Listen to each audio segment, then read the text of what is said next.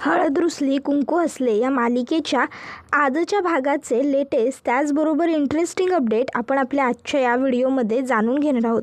चला तर मग मित्रांनो, अजिबातच वेळ वाया न घालवता सुरुवात करूया आपल्या आजच्या या व्हिडिओला. तर आजच्या आपल्या या भागामध्ये आपण पाहतो की इकडे दुष्यंत हा आईला शुद्धीवर आणण्यासाठी प्रयत्न करत असतो. तो आईला उठवत असतो, पण काही केल्या बाळजाबाई उठत नसल्यामुळे आता काकी लगेचच पाणी घेऊन येते आणि त्या आता म्हणतात की हे घे पाणी मार, शुद्धी येईल बघ त्यांना. त्याबरोबर दुष्यंत आता लगेचच पाणी मारतो बाळजाबाईंच्या चेहऱ्यावरती आणि बघता बघता बाळजाबाई शुद्धीवरती सुद्धा येतात. आता बाळजाबाई शुद्धीवर आल्यावर इकडे दुष्यंतला खूपच जास्त आनंद झालेला असतो. त्याला वाटतं की आई फायनली शुद्धीवर आली.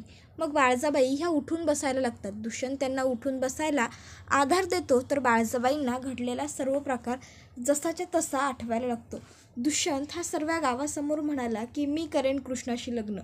तर आता दुष्यंत म्हणत असतो, आई हे बघ, हे सगळं मी फक्त. त्यावर बाळजाबाई म्हणतात, तू हे सगळं जे काही करून ठेवलं आहेस ना, ते खूप चुकीचं आहे आणि तू जे काही केलं आहेस त्यातलं मला काही अजिबात आवडलेलं नाही आहे. अरे ती कृष्णा तुझ्या लायक नाही आहे रे, तरीही का तुला तिच्याशी लग्न करायचं आहे?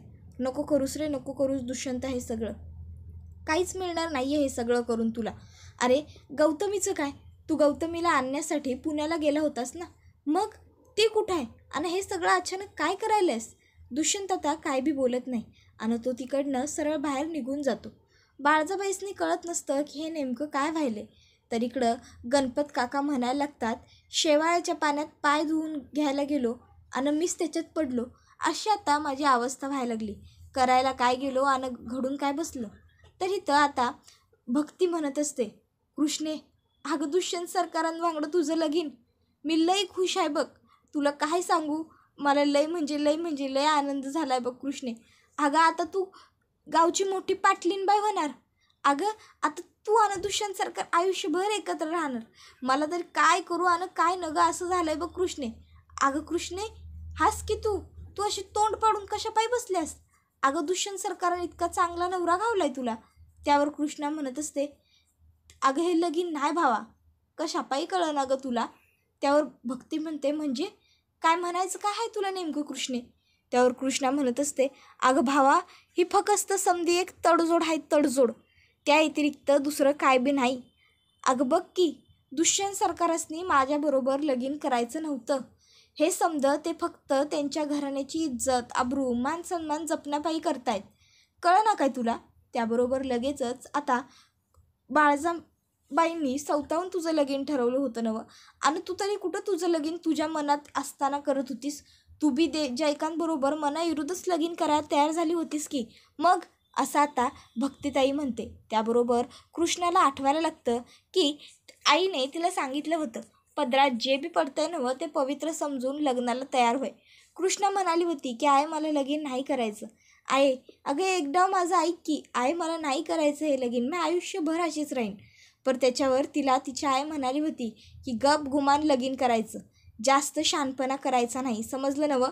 तर आता लगेचच तिला भक्ती विचारत असते, बोल की कृष्णे, त्यावेळेस काय झालं होतं? मनाच्या विरुद्ध जाऊनच लग्नाला होकार दिला होतास नवं, मग आता कशापायी नाही म्हणायलास? त्यावर कृष्णा म्हणत असते, हे बघ भावा, माझ्या आयुष्याची बरबादी होणार होती ती होणार होतीच, पण जर म्या दुष्यंत सरकारांबरोबर लगीन केलं नवं तर त्यांच्या बी आयुष्याची बरबादी होईल आणि मला ती नाही बघावणार. म्हणून म्या त्यांच्याशी लगीन नाही करायची. मला हे लगीन मान्य नाही. त्यांच्या मनाविरुद्ध जाऊन फक्त तडजोड म्हणून मला हे समजा नाही करायचं. अगं त्यांच्या बी आयुष्याची माती होऊन जाईल.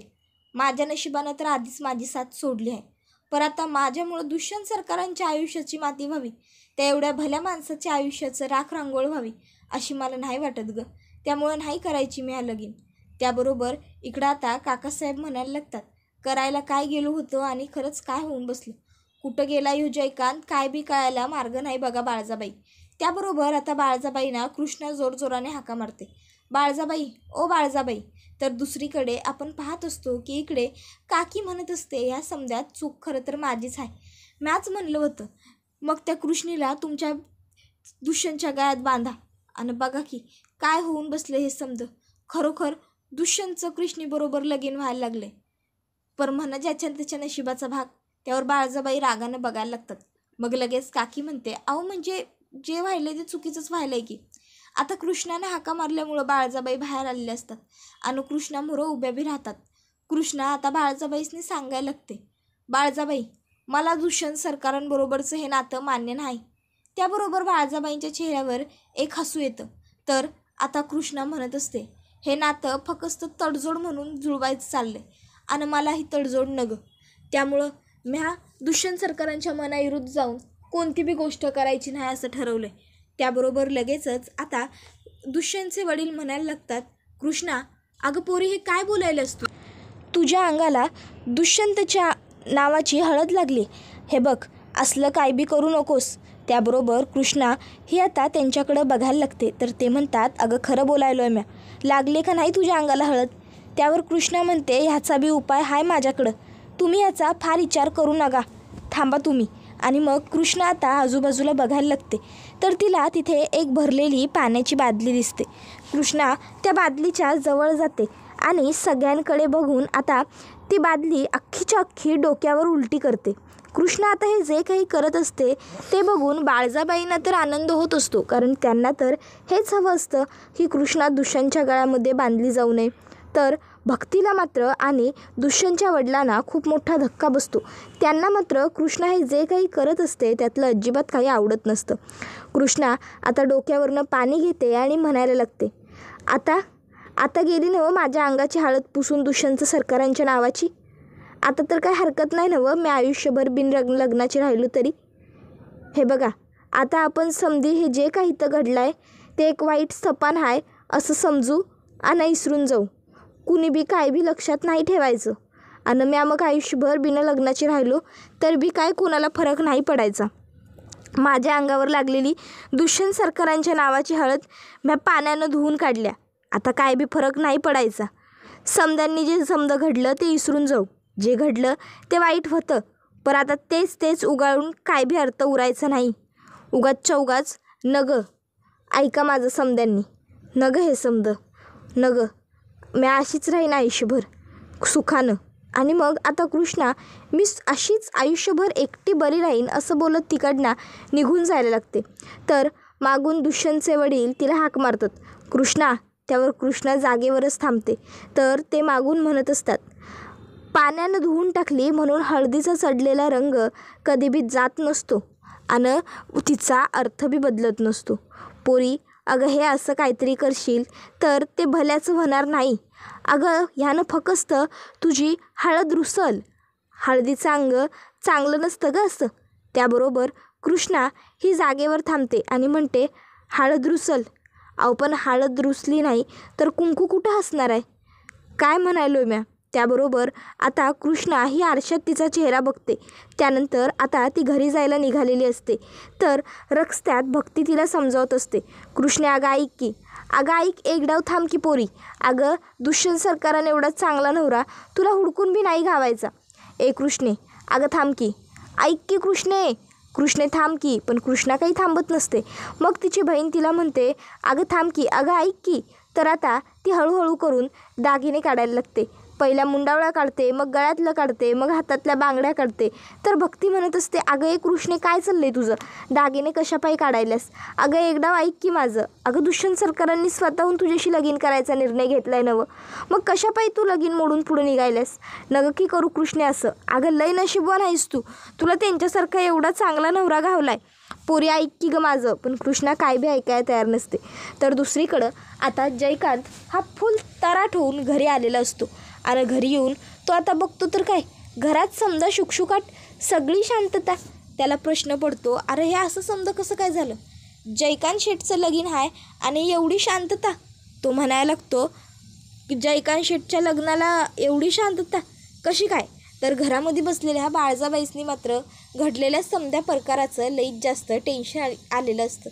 त्यासनी कळत नसतं की हे समजा काय घडून बसल्यास. त्याबरोबर आता त्या ठिकाणं जयकांत आलेला असतो. जयकांत आता बाळजाबाईसनी हे एवढं गपचिप बसलेलं बघतो आणि म्हणत असतो, काय काकीसाहेब, अहो काय चाललंय तुमचं? अहो लगीन आहे आज जयकांत रांगडे पाटील शेठचं. मग आज एवढा शुकशुकाट? अहो मस्त DJ डाल्बी काहीतरी लावा की, मस्त मजा आली पाहिजे तुमच्यामुळं. फक्त तुमच्यामुळं काकीसाहेब माझं लगीन कृष्णाबरोबर ठरलं. आणि खरंच सांगतो काकीसाहेब, मी एवढा खुश आहे, एवढा खुश आहे, एवढा खुश आहे, काय सांगू तुम्हासनी मी केवढा खुश आहे कृष्णीबरोबर लगीन ठरलं म्हणून. खरंच. त्याबरोबर आता त्या ठिकाणी लगेचच बहिणावती येते आणि त्याचा हात पकडत त्याला म्हणते, ग बस, नाचू नको, तुझं लगीन मोडलंय, उगाचच्या उगाच जास्त आनंद साजरा करू नको. त्याबरोबर तो म्हणायला लागतो, काय ए मम्मी, काय बी काय बोलायलास तू, आमचं लगीन कसं काय मोडल, काकीसाहेबांनी ठरवलं नवं लगीन मग. आणि तसं बी ह्या जयकांचं लगीन मोडण्याचा जो कोणी बी विचार करेल ना, फक्त नाव सांगा, नाही जर कोतळा बाहेर काढला तो बी अतिप्रचंड येगानं, तर नाव नाही सांगणार, जयकांत रांगडे पाटील म्हणून. त्याबरोबर बाळजाबाई उठून उभ्या राहतात आणि एक खणखणवून जयकांतच्या मुस्कटात लगावून देतात. अशी मुस्कटात देतात की अगदी जयकांतची सगळी नशाच उतरलेली असते, तो अगदी शुद्धीवरती येऊन गेलेला असतो. तर आता जयकांत म्हणत असतो, काकीसाहेब अहो तुम्ही हे असं. त्यावर लगेचच ती म्हणते, गप्प बस, एक सबूत बी तोंडातनं काढायचा नाही या, एक सबूत तुला ठावाय, आज तुझ्यामुळं कोणता मोठा अनर्थ होता राहिलाय तो. अरे आज तुझ्यामुळं माझ्या दुष्यंतचं आयुष्य पणाला लागलं होतं, तुझ्यामुळं त्याला त्या भिकारड्या कृष्णाबरोबर लगीन करायला लागणार आहे, तुझ्यामुळं झालं हे समज. कुणी सांगितलं होतं तुला नसता आगाऊपणा कराया, नसता आक्रस्तळीपणा कराया. अरे स्वतःच्याच हळदीत एवढं कोणी पिऊन घेतं बाई. हां बोल की, आता गप कशा पायी राहिलायस, काय गरज होती तुला हे समज करायची, कुणी सांगितलं होतं. त्याबरोबर आता लगेचच तिकडे दुष्यंतचे वडीलसुद्धा जयकांतला दोष द्यायला लागतात आणि म्हणत असतात, काय गरज काय होती एवढी प्यायची स्वतःच्याच हळदीची. अरे गैबान्या, तुझ्यामुळं आज माझ्या लेकराचं आयुष्य पणाला लागलंय रे बावळटा, मेल्या स्वतःच्याच हळदीत एवढी दारू कोण पितं का, उगाचच्या उगाच काय बी करायचं आणि कुठं बी पडायचं. तू नेहमी रांगडे पाटलांची आबरू येशीवर टांगायची आणि माझ्या लेकानं ती झाकायची, अशीच प्रथा आहे ना वा आपल्या घरची. त्याबरोबर आता लगेचच इकडे बहिणावती हिला सांगितलं जातं की याला घेऊन आतमध्ये जा, थांबू नको इथं माझ्या नजरेसमोर, मला तोंड बी बघवं नाही याचं. त्याबरोबर लगेचच जयकांत म्हणत असतो, अहो काकीसाहेब, अहो ऐका की, असं नका की बोलू, मला खरंच कृष्णीबरोबर लगीन करायचं होतं. अहो म्या पळून कशा पाहिजे जाऊ, म्या खरंच पळून नव्हतो गेलो, अहो मला आठवत बी नाही आहे माझ्याबरोबर काय झालं आहे ते, पर प्लीज ऐका की काकीसाहेब, अहो नका की लगीन मोडू माझं काकीसाहेब अहो ऐका की. पण आता ती काहीच ऐकायला तयार नसते, उलट ती जयकांतच्या आणखीन एक खणखणवून मुस्कटात लगावून देते आणि जयकांतला म्हणते, बास, आमचा अंत पाहू नगं जयकांत, उगाचच्या उगाच जर काही बरं वाईट झालं नवं तर उगाच वाईट होईल लई, त्यापेक्षा गप निघ आणि जाऊन खोलीत बस, सांगायलोय नवं तेवढं कर आता तरी. त्याबरोबर जयकांत म्हणत असतो, अहो काकीसाहेब, मी मनापासून सांगायलोय, अहो माझ्या आईची शपथ, मला करायचं होतं कृष्णीबरोबर लगीन. त्यावर बाळजाबाई म्हणतात, ग बस, उगाचच्या उगाच आता तरी बाता मारू नकोस, लगीन करायचं नव्हतं तर त्या दिवशी मला जेव्हा तुझं लगीन मी ठरवत होतो तिथं सांगायचं होतंस, नसते ठरवलं मी तो कृष्णाचं लगीन तुझ्याबरोबर, अरे कुठल्या तरी दुसऱ्याच्या गळ्यात तिला बांधली असती आणि मोकळी झालो असतो. पण आज माझ्या लेकाचं असं वाटोळं होता ना, मी स्वतःच्या डोळ्यानं बघितलं तरी नसतं, तुझ्यामुळं आज माझ्या दुष्यंतावर ही वेळ आल्या. त्याबरोबर जयकांत म्हणत असतो, अहो काकीसाहेब, मी खरं बोलायलो, हवं तर मी आईची शपथ घेऊन सांगतोय नवं, विश्वास ठेवा की माझ्यावर. त्यावर बाळजाबाई म्हणतात, अरे गप बस, विश्वास या शब्दाच्या लायक नाही आहेस तू, निघीकडनं, ह्याला आतमध्ये घेऊन जावा, आम्हाला याचं तोंड बी बघायची इच्छा राहिलेली नाही. त्याबरोबर आता लगेचच इकडं बहिणावती ही पुन्हा एकदा त्याला म्हणायला लागते, तू आतमध्ये जा आत पहिल्यांदा. त्याबरोबर मग लगेचच जयकांत हा त्याच्या खोलीमध्ये निघून जातो. जयकांत निघून गेल्यावर एक एक करून समधीजणं तिकडनं आपापल्या खोल्यांमधनं निघून जातात. पण काकीसाहेब म्हणजेच बहिणावतीबाई मात्र हॉलमध्ये तिथंच उभ्या असतात आणि ते आता मनातल्या मनात विचार करत असतात, नक्की बाईसाहेबांना एवढा राग आलाय तरी कशाचा. नाही म्हणजे जयकांतनं शबूत मोडला ह्याचा, घराच्या आबरूचा इज्जतीचा असा बट्ट्याबोळ होतोय ह्याचा, का ती भिकारडी पोरगी दुष्यंतच्या गळ्यात बांधली जाते ह्याचा. आता त्या पोरीनंतर लग्नाला स्वतःहून नकार दिलाय की, मग तरी भी ह्या बाईला एवढा थयानया करायची काय गरज आहे. ती पोर म्हणल्या ना म्या लगीन नाही करायची म्हणून, मग झालं की समज, उगाचच्या उगाच फकस्त कालवा करायचा आणि बोबाटा भरायचा, एवढंच येतं हिला. त्याबरोबर आता मनातल्या मनात बहिणावती बाळजाबाईंबद्दल वाईट बोलतच असते.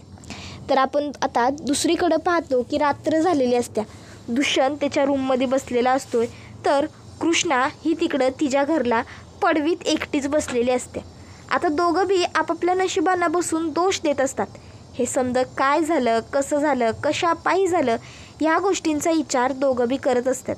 तर आता इकडं दुष्यंतच्या खोलीत बाळजाबाई आलेल्या असतात. दुष्यंतची अवस्था बघून त्यासनी लय वाईट वाटतं. तो एकदम गपचीप शांत बसलेला असतो. तर दुसरीकडं कृष्णाची बी काही वेगळी अवस्था नसते. ती बी अगदी गपचीप शांत बसलेली असते. इतक्यात तिथं तिची ताई येते आणि तिला सांगते, कृष्णे हे बघ, हे 3 नारळ आहेत नवं, हे मला जोगतीनं दिलं आहेत. एका नारळात पाणी नाही आणि 2 नारळात पाणी आहे. तू ह्या 3 नारळांपैकी जो नारळ उचलून फोडणार त्याच्यावर तुझं भविष्य ठरणार. त्यावर कृष्णा म्हणते, म्हणजे त्यावर तिला भक्ती सांगत असते, अगं म्हणजे जर तू पाणी असलेला नारळ फोडलास का नाही तर तुझं ज्याच्याशी लगीन ठरलं आहे त्याच्याशीच होणार, म्हणजे दुष्यंत सरकारांचं आणि तुझं लगीन होणार.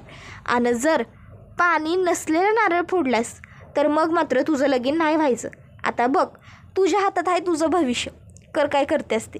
त्यावर कृष्णा एक नारळ उचलते आणि गणपतीला म्हणत असते, बाप्पा माझ्या पाठीशी उभा राहा, आता बघ हा नारळ फुटू दे, पण ह्याच्यात पाणी नसू दे, हवं तर मी आहे तुला साकडं घातलं आहे असं समज बघ. आणि मग आता कृष्णा नारळ फोडते आणि नारळातनं पाणीसुद्धा निघतं. नारळातनं पाणी निघतं ते सरळ हळदीच्या कागदावर सांडतं. आणि मग मात्र कृष्णा आता हे समजा बघतच राहते. त्याबरोबर हा व्हिडिओ इथेच संपतो. व्हिडिओ आवडला तर व्हिडिओला लाईक करा, चॅनलवर नवीन असाल तर चॅनलला सबस्क्राईब करा आणि बेल आयकॉन आठवणीने प्रेस करा, जेणेकरून तुम्हाला पुढच्या प्रत्येक व्हिडिओचं नोटिफिकेशन मिळत जाईल आणि सर्व व्हिडिओंचा आनंद हा अगदी उत्तम पद्धतीने घेता येईल. चला तर मग मित्रांनो, आजच्या पुरतं इथंच थांबू. पुढचा व्हिडिओ येईपर्यंत टाटा बाय बाय, धन्यवाद. Take care all of you.